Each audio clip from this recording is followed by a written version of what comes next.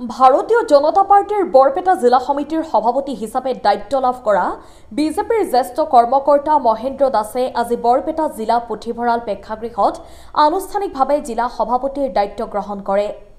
জিলা সমিতিৰ বৰ্তমানৰ সভাপতি অনিল কুমাৰ দাসৰ সভাপতিত্বত অনুষ্ঠিত দায়িত্বভাৰ প্ৰদান সভাত জিলা সমিতি, মণ্ডল সমিতি, বুথ সমিতিৰ লগতে মৰ্চাসমূহৰ কাৰ্যকৰ্তাসকল উপস্থিত থাকি নৱনিযুক্ত সভাপতিগৰাকীক শুভেচ্ছা আৰু আদৰণি জ্ঞাপন কৰে।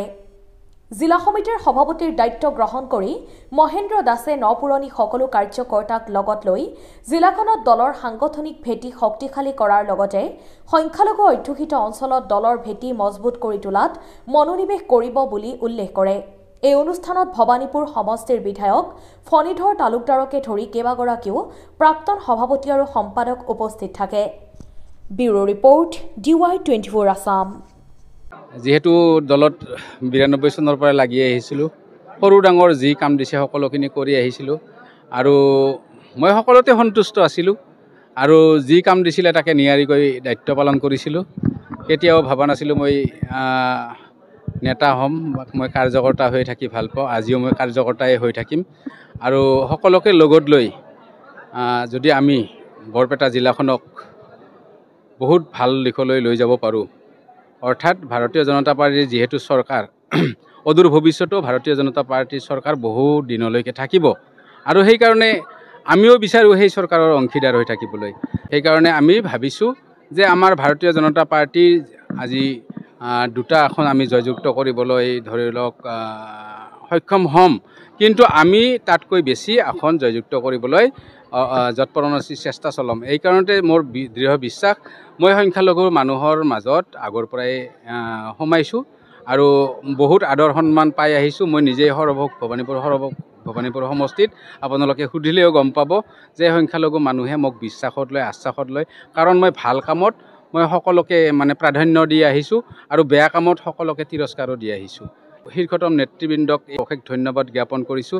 শ্ৰদ্ধাৰ হিমন্ত বিশ্ব শৰ্মা ডাঙৰীয়াক, শ্ৰদ্ধাৰ ভৱেশ কলিতা ডাঙৰীয়াক, শ্ৰদ্ধাৰ ৰঞ্জিত দাস ডাঙৰীয়াক আৰু নেদেখা অদৃশ্য শক্তি আমাৰ হাতত আছে আৰু তেওঁলোককো অশেষ ধন্যবাদ জনাইছোঁ। ভাৰতীয় জনতা পাৰ্টিৰ আমাৰ জিলা কাৰ্যালয়তো মই পদবী বিচাৰি কেতিয়াও যোৱা নাই, কিন্তু মই জানো যে কৰ্মই ধৰ্ম যিহেতু হয়, ভগৱান শ্ৰীকৃষ্ণই গীতাত কৈ যোৱাৰ দৰে তোমাৰ কামটো তুমি কৰি যোৱা, ফল মই দিম, মই দেউতাহে মই ফল, গতিকে মই কৰ্মকৰ্তা, গতিকে কৰ্ম কৰি যাম।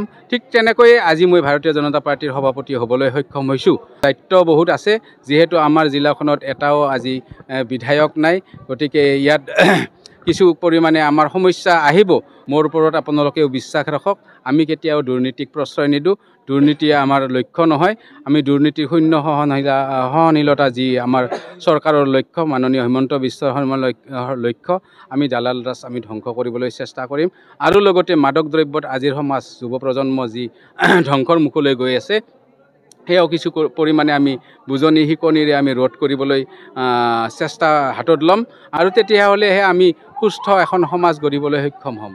শিক্ষা দীক্ষাৰ ক্ষেত্ৰতো বৰপেটাখন কিছু আগতকৈ পিছ পৰিছে বুলি মোৰ অনুমান, কাৰণ তাত বহুত আছে কিন্তু একোৱে নাই, এনেকুৱা এটা হৈছে। বহুত পাবলগীয়া আছে, মই সেইখিনি চৰকাৰৰ ওচৰত দৃষ্টিগোচৰ কৰিবলৈ মই যত্নপৰ হ'ম, কাৰণ বৰপেটাত আজি যিটো অৱস্থা, এইটো অৱস্থাত কিছু আমি ভৱিষ্যতত শংকাত ভুগিবলগীয়া হৈছে, ভৱিষ্যত আমাৰ কি হ'ব কি নহ'ব। গতিকে এইখিনি আমাৰ চৰকাৰক দৃষ্টিগোচৰ যদি আমি ভালকৈ কৰিব পাৰোঁ, তেতিয়াহ'লে আমি সুৰক্ষিত হৈ থাকিব পাৰিম, লগতে আমি বৰপেটা জিলাখন আগুৱাইও লৈ যাব পাৰিম।